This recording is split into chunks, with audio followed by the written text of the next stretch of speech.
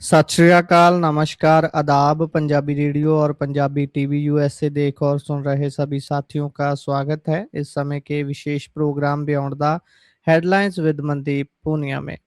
हर रोज की तरह पूनिया जी का इस प्रोग्राम में हमारे साथ साथ होता है और देश विदेश के साथ जुड़ी हुई अहम खबरों पर होती है बातचीत। करते हैं सबसे पहले पूनिया जी का प्रोग्राम में स्वागत। बहुत बहुत स्वागत है पूनिया जी। जी, नमस्कार, सत श्री अकाल, आदाब। नमस्कार, सत श्री अकाल, आदाब।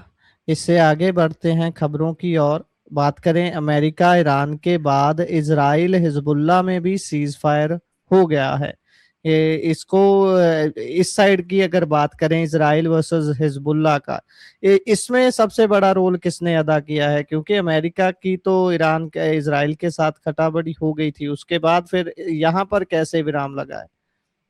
नहीं, नहीं, देखिए गुरप्रीत, हम जब 2 दिन पहले इस बारे में बात कर रहे थे कि इज़राइल नहीं मान रहा, उस समय भी हमने ये बात कही थी कि अमेरिका की इज़राइल जो इज़राइल है वो अमेरिका के बिना कोई बहुत बड़ी ताकत नहीं है। अमेरिका और ईरान के बीच में जो पीस डील हुई है उसके बाद जो हिजबुल्लाह और इज़राइल में सहमति बनी है, इसमें देखिए दोनों पक्षों में के बीच सीज फायर शुक्रवार शाम 4 बजे लागू हुआ है। इसमें अमेरिका के एक सीनियर अधिकारी ने भी रॉयटर्स को ये जानकारी दी है, रॉयटर न्यूज़ एजेंसी को, कि अमेरिका और कतर के वार्ताकारों ने ईरान की मदद से समझौता कराया है। तो खैर मतलब अमेरिका भी है उसमें, ईरान भी शामिल है और कतर भी शामिल है, और गुरुवार को ही गोलाबारी के बाद दोनों पक्ष लड़ाई रोकने के लिए राजी हो गए हैं।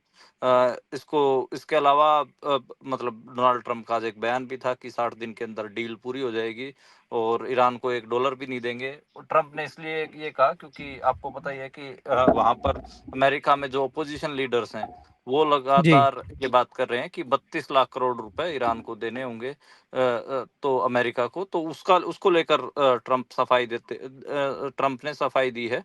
खैर ट्रंप ने एक अलग पोस्ट में ये दावा किया था कि ईरान की जो सैन्य ताकत है वो काफी कमजोर हो चुकी है, उसके एयर डिफेंस सिस्टम और रडार वगैरह कुछ बचे भी नहीं है। खैर यही है कि पीस डील लागू हो गई है, और जो अब ये माना जा रहा है कि अगली जो मुलाकात है वो स्विट्जरलैंड में होगी, और उसके अलावा जो इजराइल और लेबनान का जो मामला था उसमें इजराइल और हिजबुल्लाह के पीस डील की भी बात है। तो खैर वैसे लेबनान में इजरायली हमले हुए थे कल, आपको ध्यान हो, जिसमें 3 लोगों की डेथ हुई थी, और अभी तक तकरीबन 4000 लोग मारे जा चुके हैं 2-3 महीने के अंदर अंदर। तो साउथ लेबनान में काफी जो तबाही है वो इजराइल ने की है।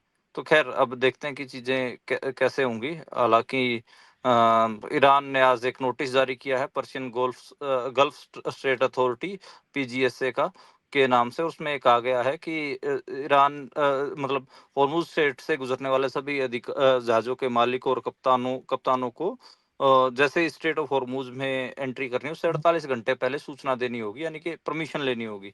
पर्शियन गल्फ स्टेट अथॉरिटी का ये लेटर है। खैर देखते हैं कि कैसी स्थिति रहती है।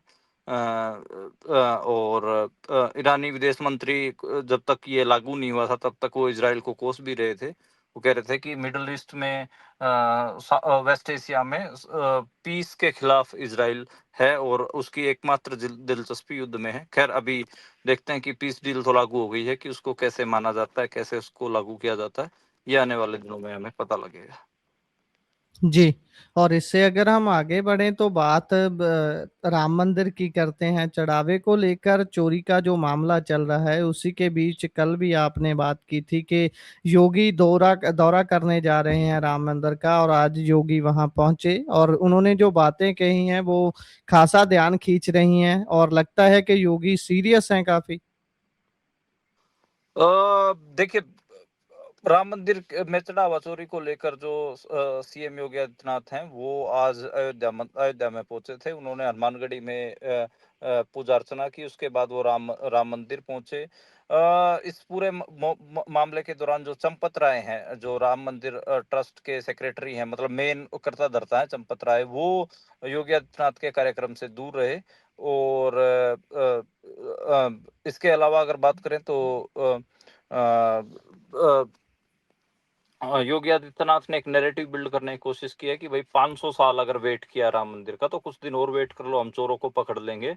क्योंकि अपोजिशन लगातार सवाल उठा रही है कि देखिए राम के नाम पर पैसा खा गए, राम के नाम पर जनता को लूट के खा गए। तो योगी आदित्यनाथ ने विपक्ष को जवाब दिया। उन्होंने कहा कि राम का नारा लगाने पर पहले गोली चलवाते थे। इनके दोगले चरित्र को तो देखिए, राम मंदिर बन ना पाए इसके लिए कांग्रेस ने एडी चोटी का जोर लगा दिया था। सुप्रीम कोर्ट में बेशर्मी के साथ कहा था कि राम तो हुए ही नहीं।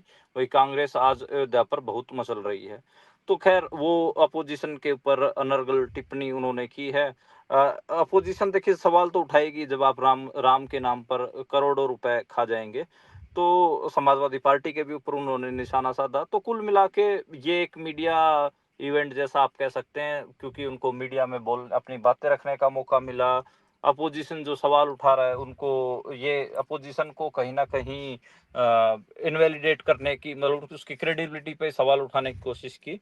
सच्चाई आपको भी पता है। हालांकि इस पूरे मामले की ढंग से जांच होनी नहीं है। अगर ढंग से जांच हो जाएगी तो जो आंच है वो बहुत बड़े बड़े नेताओं तक पहुंचेगी, और उसमें आपको भी पता, हमको भी पता कि बीजेपी के बहुत बड़े बड़े नेता नप सकते हैं। जो चोरियां हैं वो छोटी मोटी तो है नहीं। 1250 ईंटें रामशिलाएं सोने चांदी की, उनका मतलब 1200-1300 करोड़ की तो वही है भाई साहब। और कितने ही करोड़ों रुपए का चंदा चोरी हुआ है। मतलब लोग अलग अलग किस्म से दावे, अलग अलग दावे हो रहे हैं। और हालांकि अभी जांच चल रही है। एसआईटी जो वहां पर मंदिर में जो बहुत कम हैसियत के जो कर्मचारी हैं उन्हीं से पूछताछ कर रही है। तो खैर ये सब चल रहा है। और अभी योगी आदित्यनाथ ने आज सारा मामला कहीं ना कहीं अपनी तरफ खींचने की कोशिश की। वहां उन्होंने कहा कि अयोध्या का राजा पूरी दुनिया का राजा होता था। इस किस्म से चीजें, मतलब इसको धार्मिक रंगत देने की कोशिश की, और सारे मामले को कहीं ना कहीं एंटी अपोजिशन बनाने की कोशिश की। अब खैर सरकार तो आपकी है, आपके हाथ में सारा काम धाम है। तो जो चोरियां हुई हैं तो सवाल भी आपसे ही पूछे जाएंगे। खैर अपोजिशन को कहीं ना कहीं मुख्यमंत्री घेरते हुए दिखाई दिए। जी। और इससे अगर हम आगे बढ़े तो बात कॉकरोच जनता पार्टी के फाउंडर की करते हैं। अभिजीत दिपके ने प्रधानमंत्री के नाम खत लिखा है, क्या लिख रहे हैं ये खत में? देखिए आपको पता हो कि लगातार जो आंदोलन है वो अलग अलग राज्यों में जाके कॉकरोच जनता पार्टी ने किया है नीट के सवाल को लेकर। अब देखिए कल उन्होंने कॉल दी हुई थी कि हम, पहले तो उन्होंने कहा था कि हम शनिवार तक, यानी कि पिछले हफ्ते के शनिवार तक अगर नहीं हुआ तो हम लंबा धरना चलाएंगे। अब उन्होंने दिल्ली की कॉल दे रखी है कल की। और ये उन्होंने डिमांड किया है कि एक तो जिन बच्चों ने सुसाइड किया नीट के पेपर की वजह से, उनके परिवारों वालों को 1-1 करोड़ रुपए दिए जाएं। और कल ये माना जा रहा है कि कल बड़ी रैली जंतर मंतर के ऊपर दोबारा कॉकरोच जनता पार्टी कर सकती है। अब की बार ये बताया जा रहा है, जो कॉकरोच जनता पार्टी ये कह रही है कि हम जब तक हमारी मांगे नहीं मानी जाएंगी, जब तक धर्मेंद्र प्रधान का इस्तीफा नहीं लिया जाएगा, तब तक हम जंतर मंतर पर ही बैठे रहेंगे। तो इस किस्म के दावे हैं। खैर अभी देखिए अभिजीत दीप के अलग अलग राज्यों में होके आए हैं, अलग अलग किस्म का रिस्पॉन्स मिला है। तो कल उनका एक हिसाब से लिटमस टेस्ट है। अगर 10,000 के आसपास स्टूडेंट पहुंचते हैं और वहां पर पक्का धरना लगाने में कामयाब हो जाते हैं तो दिल्ली में, तो ये दीप के और उनकी पार्टी का बड़ा स्टेप होगा। पर मुझे थोड़ा मुश्किल लगता है। हालांकि देखते हैं कि चीजें कैसे बनती हैं, क्योंकि 21 तारीख को दोबारा नीट का एग्जाम होने जा रहा है। तो स्टूडेंट्स तो मुझे लगता नहीं कि कल पहुंचेंगे, क्योंकि वो अपने एग्जाम के चक्कर में फंसे रहेंगे, खासकर जैन जीज। तो हाँ, जो ऐसे लोग जो हर आंदोलन में होते हैं, मतलब जो जिन आंदोलनकारी जो लोग हैं वो शायद पहुंच जाएं। तो देखते हैं कि कल कैसे स्थिति रहती है। लेकिन कल काफी बड़ा दिन है कॉकरोच जनता पार्टी के लिए, और उसका लिटमस भी है कितने लोग वो दिल्ली में इकट्ठा कर पाते हैं, कैसे स्थिति रहती है, और आगे का कोर्स ऑफ एक्शन क्या होगा कल उनको अनाउंस भी करना पड़ेगा। जी बिल्कुल। और इससे आगे बढ़े तो राहुल गांधी 56 ईयर्स के हो गए हैं, कांग्रेस ने मुख्यालय में जन्मदिन मनाया है उनका। हाँ 56 साल के नौजवान राहुल गांधी। तो खैर अलग अलग किस्म के कटाक्ष हैं, अलग अलग किस्म के व्यंग हैं, अलग अलग किस्म से राहुल गांधी की पर्सनैलिटी को का एनालिसिस किया जा रहा है। देखिए वो जब 54 साल के हुए तो तब वो लीडर ऑफ अपोजिशन बने। लीडर ऑफ अपोजिशन मतलब दूसरा महत्वपूर्ण पद माना जाता है इंडिया की पार्लियामेंट्री पॉलिटिक्स के हिसाब से। खैर राहुल गांधी की देखिए जो यात्रा है बतौर पॉलिटिशियन वो 2004 से शुरू होती है। उससे पहले वो अपने माता के साथ देखे गए बहुत बार उनका साथ बटाते हुए भारतीय पॉलिटिक्स में, लेकिन 2004 में फाइनली उन्होंने चुनाव लड़ा और रायबरेली से चुनाव लड़ा। उनको उसके बाद 2009 का चुनाव लड़ा, 2014 में चुनाव लड़ा, लेकिन वो बड़ी कम मार्जिन से स्मृति ईरानी से जीते थे। लेकिन 2019 में आपको याद हो तो 2019 में वो चुनाव हार गए थे रायबरेली से। और उनको अमेठी और रायबरेली दो ऐसी सीटें हैं जो इनकी गढ़ माना जाता है गांधी परिवार का। और फिर वायनाड से वो चुन के आए, लेकिन खैर 2024 में उन्होंने स्मृति ईरानी को हराया। खुद नहीं हराया बल्कि उनके जो पीए थे उन्होंने हराया। राहुल गांधी ने वायनाड से ही चुनाव लड़ा और एक चुनाव सोनिया गांधी ने जो अमेठी की सीट खाली करी थी वहां से चुनाव लड़ा अमेठी से और वो राहुल गांधी चुन के आए। तो ये उनका ओवरऑल कार्यकाल रहा। एक हार उन्होंने देखी है, स्मृति ईरानी ने 2019 में उनको हराया था। इसके अलावा लीडर ऑफ अपोजिशन बने हैं। उनके जब वो कांग्रेस पार्टी के अध्यक्ष बनाए गए थे उसके बाद लगभग 90% चुनाव कांग्रेस पार्टी चाहे राज्यों के हों या फिर देश के हों वो हारी। वो भी एक एनालिसिस है। उसके बाद उन्होंने कांग्रेस पद से इस्तीफा दे दिया, अध्यक्ष पद से, और मल्लिकार्जुन खड़गे इलेक्ट बतौर कांग्रेस के प्रधान चुने गए। अब देखिए अलग अलग छवियां बनाने की बात है और अलग अलग उनके कैंपेन है, उनके थ्रू भी राहुल गांधी की पर्सनैलिटी को देखा जा सकता है। जब 2004 का जो दौर है 2009 तक अगर देखेंगे तो वो right to information RTI act हो या मनरेगा हो उन सब कानूनों को लेकर जबरदस्त वकालत करते दिखे। 2009 के बाद कई ऐसे हुए जिसमें लैंड एक्विजिशन के खिलाफ, जैसे वो भट्टा पारसोल गए या खाट पंचायतें उन्होंने की। भट्टा पारसोल बेसिकली उत्तर प्रदेश में नोएडा के पास एक जगह है जहाँ पे कांग्रेस की सरकार वहां पर लैंड एक्वायर करना चाहती थी, लेकिन वो वहां पर गए और वो लैंड एक्वायर नहीं हो पाई भट्टा पारसोल में। और उसके बाद एक स्ट्रॉन्ग लैंड एक्विजिशन एक्ट लेके आया गया जिसको हालांकि बीजेपी ने डीरेल करने की कोशिश की 2014 के बाद। उसके बाद आप देखेंगे तो 2014 से 2019 तक राहुल गांधी कोई बड़ा मूवमेंट उस हिसाब से नहीं कर पाए। उन्होंने 2017 में अखिलेश यादव के साथ अलायंस भी किया उत्तर प्रदेश के लिए, खाट पंचायतें वगैरह ये सब करने की कोशिश की लेकिन सक्सेसफुल नहीं हुए। तो 2014 से 2019 तक का जो कार्यकाल रहा राहुल गांधी का उसको लोग थोड़ा सा क्रिटिसाइज करते हैं कि उसमें वो उतना सशक्त तौर पर नहीं उभरे। हाँ, लेकिन ये माना जाता है कि 2021 के बाद आफ्टर कोरोना राहुल गांधी में एक नया बदलाव देखने को मिला। उनकी राहुल गांधी 2.0 के नाम से भी उनके स्ट्रेटेजी को नाम दिया गया। जब 2022 में उन्होंने भारत जोड़ो यात्रा शुरू की, तकरीबन 1.5 साल तक उन्होंने भारत के अलग अलग राज्यों में अलग अलग जिलों में उन्होंने 1500 किलोमीटर के आसपास की यात्रा की। तो काफी बड़ी लंबी पैदल यात्रा उन्होंने की, अलग अलग लोगों से मिले। हालांकि उसका अलग विश्लेषण हो सकता है कि वो कितनी सफल रही, कितनी अलग रही। लेकिन हाँ, 2014 से 2019 के कार्यकाल से देखेंगे तो कहीं ना कहीं एक बड़ी बढ़त थी उनकी तरफ से। उन्होंने नफरत और भय की राजनीति के खिलाफ कहीं ना कहीं बेसिकली आप कह सकते हैं कि जो सेकुलरिज्म की पॉलिटिक्स है उस और कम जो फिरका प्रस्ती की राजनीति उसके खिलाफ उन्होंने सेकुलरिज्म की राजनीति को पुश करने की कोशिश की। 2024 में उनको फायदा भी हुआ। जो उनकी पार्टी है ऑलमोस्ट डबल सीटें उनको मिली। 44 सीटें पहले थी और अब 99 पे कहीं ना कहीं कांग्रेस पहुंची। 2024 में लीडर ऑफ अपोजिशन भी बने। इंडिया अलायंस 230 सीटों तक पहुंचा, इंडिया अलायंस बनाया गया। तो कई ऐसी रिमार्केबल चीजें हुई। लेकिन 2024 के बाद आप देखेंगे तो उनमें एक सर्टेन डिप दोबारा दिखा। फिर कांग्रेस लगभग लगभग राज्यों में जो चुनाव हुए जीते जीते, जो ऐसे राज्य जिनमें जीत साफ नजर आ रही थी उनमें भी कांग्रेस पार्टी ने चुनाव हारे। तो वो एक सडन ड्रॉप दिखा। खैर पिछले साल याद करिए जब उनका जन्मदिन था तो लालू प्रसाद यादव ने मजाक किया था कि अब इनको सोनिया गांधी को लालू यादव ने कहा था कि अब इनका ब्याह करा देना चाहिए, तो कुंवारे हैं अभी। और 56 साल के कुंवारे नौजवान इस किस्म के तंज आप और हम जैसे लोग बहुत सारे कसते हुए हैं, पत्रकार भी, अपोजिशन के लोग भी, तो वो सब भी देखने को मिलता है।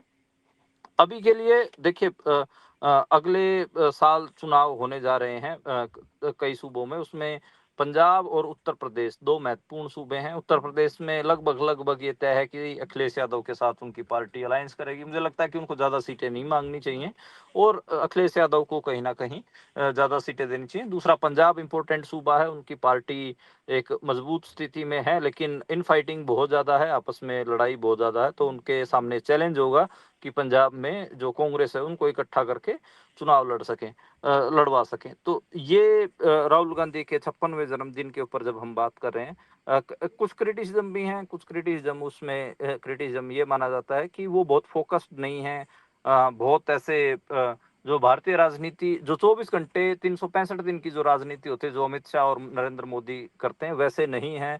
बहुत सारे मामलों पे वो जब ऑर्गेनाइजेशन को, पार्टी को टाइम चाहिए होता है, नेताओं को जब उनका टाइम चाहिए होता है, तब वो अवेलेबल नहीं होते हैं। कई बार विदेशी यात्राओं पे होते हैं, कई बार कहीं होते हैं, तो वो एक क्रिटिसिज्म भी है उनका। दूसरा, हाँ, ये जरूर है कि राहुल गांधी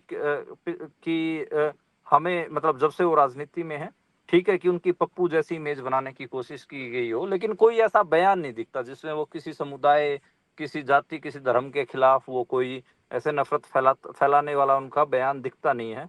तो ये एक अच्छी बात है कि जो वो मोहब्बत की दुकान ये सब बातें करते हैं, उसके लिए वो थोड़ा सा खड़े हुए दिखाई देते हैं। एक एक क्रिटिसिज्म और भी है कि उन्होंने ना कोई ऐसा मार्क रिमार्केबल आंदोलन नहीं किया कि जिसको ऐसे याद रखा जा सके। जैसे वो अपने आप को जवाहरलाल नेहरू और महात्मा गांधी की लेगेसी से क्लेम करते हैं। जवाहरलाल नेहरू के तो पड़ पड़ पोते हो गए, खैर, तो वैसा मतलब उन दोनों ने तो बहुत ऐसे बड़े बड़े आंदोलन के जेलों में गए, ऐसा कुछ दिखता नहीं है। कई बार मजाक मजाक में लोग कहते हैं कि शायद जो अभी के लिए गांधी परिवार है वो जेल जाने से डरता है। हालांकि राहुल गांधी आजकल पोज ऐसे करते हो कि वो बीजेपी की सरकार से और हुकूमत से और जो केंद्रीय एजेंसियां उनसे डरते नहीं हैं। उनके ऊपर बहुत बार ईडी सीबीआई के शिकंजे भी रहे, तो ये सब चीजें भी हैं। पंजाब में भारत जोड़ो यात्रा के दौरान आपने देखा कि उन्होंने पग बांधी हुई थी। दरबार साहिब में भी वो कई बार सेवा के लिए आ चुके हैं। तो एक अलग अलग ओपिनियन है। मैं ज़्यादातर जो सिख विद्वान हैं उनको ये पाता हूँ कि वो राहुल गांधी की जो राजनीति है उसका इंडिपेंडेंट कहीं ना कहीं वो विश्लेषण करते हुए दिखाई देते हैं। वो ऐसे भी मतलब इंदिरा गांधी के बारे में जो राय है आपको और हमको पता ही है, राजीव गांधी के बारे में भी, जो उनके पिता के बारे में जो राय है पंजाब में, वो भी आपको हमको पता है। लेकिन उनको, राहुल गांधी को कहीं ना कहीं उनसे फ्री रखा जाता। मैं एक बार एक वरिष्ठ पत्रकार हैं जसपाल सिद्धू, आप लोग जानते भी होंगे, उनसे मैं बात कर रहा था, तो मैंने कहा कि राहुल गांधी को अलग नजरिए से देखने का क्या मामला। तो उन्होंने कहा कि भाई दादी ने कुछ पाप किए या फिर पिता ने कुछ किया, उसकी सजा इस बच्चे को क्यों मिलनी चाहिए, इसको क्यों मिलनी चाहिए राहुल गांधी को। ये जब कुछ करेगा तो हम इसका भी क्रिटिसिज्म करेंगे, लेकिन अभी के लिए दिखता है कि ये, हाँ, फिरका परस्ती के खिलाफ आवाज उठा रहा है, कई ऐसे फेडरलिज्म के इश्यूज के ऊपर भी बात कर लेता है, बहुत ऐसे दिख रहा है। हाँ, ताकत में जब आएगा तब सबको पता है कि क्या पता सत्ता का चित्र ऐसा होता है कि बहुत अलग किस्म का देखने को मिलता है। और राहुल गांधी का जैसे एक, वो कहते हैं कि राहुल गांधी और सोनिया गांधी को, जसपाल सिद्धू ने कहा कि डॉक्टर मनमोहन सिंह, ये जो तिकड़ी रही, इसमें 2004 से 2014 तक कोई ऐसी चीजें नहीं दिखी जिसके ऊपर इनको मतलब बहुत ऐसे क्रिटिसाइज किया जा सके। और डॉक्टर मनमोहन सिंह को के बहुत सारे जो अच्छे काम है उनमें कहीं ना कहीं हाथ बटाते हुए भी दिखे राहुल गांधी। तो ऐसे अलग अलग किस्म से विश्लेषण है। कई कई लोग क्रिटिसिज्म करते हैं, हमारे जैसे लोग, कई लोग उनको एक्सेप्ट करते हैं, कई लोग उनको फिर नरेंद्र मोदी के खिलाफ एक स्ट्रॉन्ग वॉइस पाते हैं। कई लोग पाते हैं कि वो जितना टेंशन, जितना टाइम उनको 24 आवर 365 डेज पॉलिटिक्स को देने चाहिए उतने नहीं देते हैं। तो अलग अलग विश्लेषण है। खैर, वो 56 साल के हो गए हैं और उनकी जो असली परीक्षा है वो 2029 का लोकसभा चुनाव होगा। तो खैर, देखते हैं कि अगले 3 साल वो किस किस्म से विचरते हैं। और उनका जो अगला मैच है वो पंजाब और उत्तर प्रदेश, साल 2027 फरवरी। जी, और इससे आगे हम बढ़े तो देवकीनंदन ठाकुर बोल रहे हैं कि हिंदुओं को चार चार बच्चे पैदा करने चाहिए। नीट पेपर के बारे में जो कह रहे हैं वो और भी हैरान करता है कि कह रहे हैं कि थोड़ा इधर उधर हो जाता है। देखिए आपने देखा होगा कि जब राम मंदिर की चोरी का मामला आया है, उसके बाद जो मथुरा में कृष्ण मंदिर है, कृष्ण जन्मभूमि है, वहां पर भी बहुत सारे ऐसे आवाजें उठी हैं जिसमें ये कहा गया कि यहाँ पर भी चंदे की चोरी होती है, सीसीटीवी फुटेजेस गायब हैं, बहुत सारे ऐसे सवाल उठे। उसी को लेकर देखिए देवकिंदर ठाकुर आए हैं, उन्होंने कहा कि जो मंदिर के में चंदा एक आध बात थोड़ा बहुत इधर उधर होता है, बाकी तो देखिए कि मंदिरों ने अस्पताल भी बनाए हैं, स्कूल भी बनाए हैं। खैर उस पे ऊपर मुझे डाउट है थोड़ा सा, वो तो हम देखते ही हैं कि किस किस्म की स्थिति है।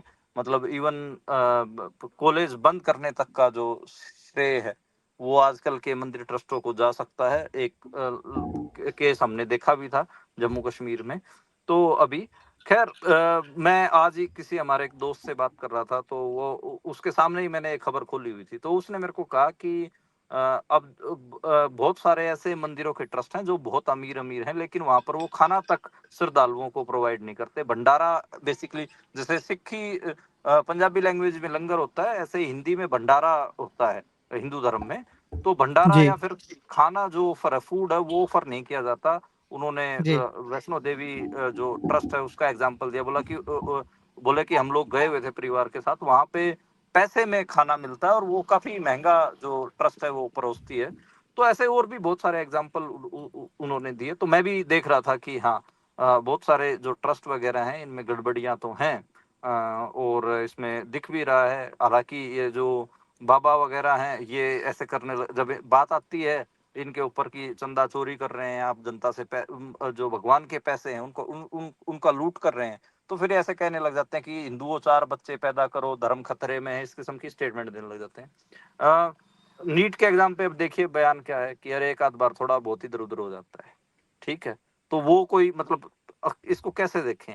मतलब एक तरफ आप कह रहे हैं हिंदुओं को चार बच्चे पैदा करें, अरे भाई जिन्होंने एक एक दो दो करे हैं, जो अपने बच्चों को फेयर एग्जाम तक पढ़ाई के लिए फेयर एग्जाम दिलवाना चाह रहे हैं, उनको फेयर एग्जाम तो दिलवा नहीं पा रहे। चार बच्चे पैदा कर लेंगे किस लिए? कि ताकि दूसरे धर्म के साथ लठ बजाया जा सके, यही आप कह रहे हैं कि धर्म की रक्षा के लिए चार बच्चे पैदा करो। तो इस किस्म की इनकी बोलबाणी है। खैर ये आपको पता ही है कि ये पपेट हैं सरकार के, और सरकार ने अब इनको इशारा किया है कि भाई अयोध्या में राम मंदिर वाला मामला ज्यादा गर्म हो गया तो ऐसे अंट शंट स्टेटमेंट देके मामला ध्यान को अपनी ओर खींचो और डाइवर्ट कर दो। जी बिल्कुल। इससे आगे बढ़ें तो बंगाल की बात करते हैं। एसआईआर के खिलाफ जिन लोगों ने मुखर होकर मुद्दे को उठाया था, खास तौर पर एक्टिविस्ट लोगों ने, उनके ठिकानों पर अब एनआईए की तलाशी चल रही है, अभियान चलाया जा रहा है। तलाशी क्या, ये अभी उनको दंडित किया जाएगा? ये बड़ा अजीब है कि एसआईआर का जब मामला चल रहा था तो ऐसे सिविल सोसाइटी के एक्टिविस्ट या फिर नागरिक स्वतंत्रता की पैरवी करने वाले लोग, जो जनसमूह थे, जन आंदोलन के लोग थे, वो बहुत सारे चिंतित थे। उन्होंने अलग अलग सवाल उठाए, कोई कोर्ट गया तो किसी ने आंदोलन किया, कोई स्टूडेंट एक्टिविस्ट थे, कोई कुछ थे। उन सब के जी घरों में अब एनआईए पहुंच रही है और कहीं ना कहीं उनको तंग किया जा रहा है। इवन अ, जो महिला आंदोलन की औरतें हैं उनको भी तंग किया जा रहा है। और अलग अलग जगह पे कहीं एनआईए पहुंच रही है, कहीं कोई कुछ पूछ रहा है। तो उनका उनकी किताबें, उनकी उनकी एक्टिविज्म की फाइलें, उनके डॉक्यूमेंट सब जब्त किए जा रहे हैं। तो ये आप देख ही रहे हैं। हालांकि बंगाल में तो इससे ज्यादा खराब हो रहा है कि नेताओं को आपको पता है कच्चे और बनियान में घुमाया जा रहा है, बंगाल की पुलिस घुमा रही है। हाईकोर्ट में मामला पहुंचा था तो हाईकोर्ट ने पुलिस को डांटा, फटकारा भी कि भाई तृणमूल कांग्रेस के नेताओं को आप ये कैसा सलूक कर रहे हैं, आप अरेस्ट करिए, कोई मामला है। या कौन सा मतलब हुआ कि आप उनके कपड़े निकाल के सड़कों के ऊपर परेड कर रहे हैं?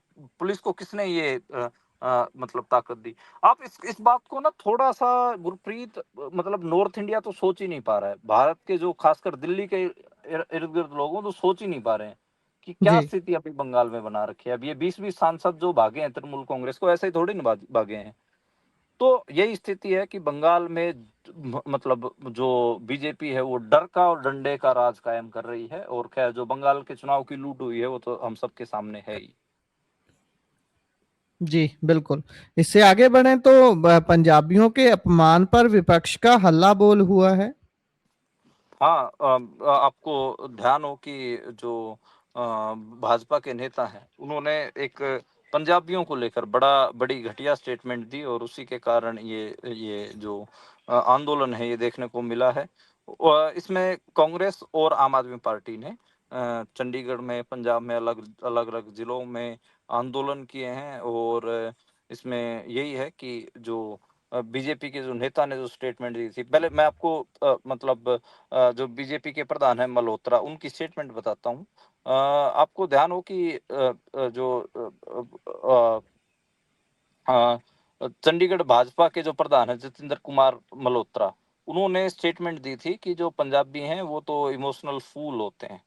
तो उसी को लेकर ये पूरा मामला देखने को मिला है और इसमें उनकी मुखालफत की गई है। तो जो पंजाब कांग्रेस थी, उन्होंने भी जितेंद्र पाल मल्होत्रा के पुतले फूके हैं, आम आदमी पार्टी ने भी फूके हैं और ये कहा कि पंजाब की गरिमा और लोगों की जो भावनाएं हैं उनको ठेस पहुंचाई है। खैर, अब देखिए, मैं मेरे को लगता है ना, कई बातें अलग अलग लगती हैं कि स्टेटमेंट्स, कोई स्टेटमेंट देता है, ठीक है, उसके ऊपर आंदोलन कर दिए जाते हैं, लेकिन जो रियल इशू होते हैं उन पे आंदोलन नहीं होते। मतलब ये बिल्कुल। क्या करते हैं कि एक स्टेटमेंट, खराब स्टेटमेंट देगा कांग्रेस वाला तो बीजेपी और आम आदमी पार्टी वाले सड़कों पे उतर जाएंगे, एक बीजेपी वाला देगा तो ये बाकी की पार्टियां आ जाएंगी। मतलब ये मतलब कोर नेताओं के इश्यूज की लड़ाई नहीं लड़ रहे कोई भी। कोर इश्यूज की नहीं, मतलब कोई उसने जी ये स्टेटमेंट दे दी, इसने वो स्टेटमेंट दे दी, अरे भाई, लोग अपने आप एनालिसिस करेंगे कि हाँ उसने खराब बोला, उसका वो भी मिलेगा। आपको लड़ाई लड़नी है तो मुझे लगता है कि रियल इश्यूज की लड़नी चाहिए, वो कहीं ना कहीं गायब दिखती है इस सारे मीडिया के। और इसको बोलते हैं फेक इवेंट क्रिएट करना, तो ये फेक इवेंट क्रिएट हो रहे हैं, जो रियल इश्यूज हैं उन पे ये सब लोग गायब दिखते हैं। बिल्कुल। इसी के साथ प्रोग्राम का समय यहाँ समाप्त होता है। आप जुड़े जानकारियां साझा की, बहुत बहुत धन्यवाद। धन्यवाद गुरप्रीत।